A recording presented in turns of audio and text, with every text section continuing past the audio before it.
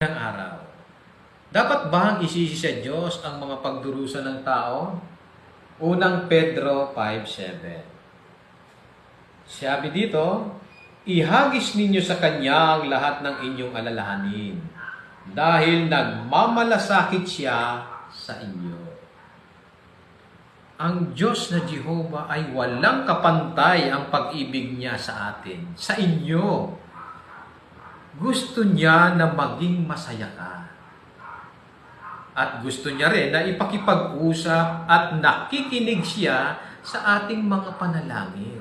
Sabihin at ibuhos ang ating mga nararamdaman kasi gusto niyang tulungan tayo sa ating mga ikinababahala.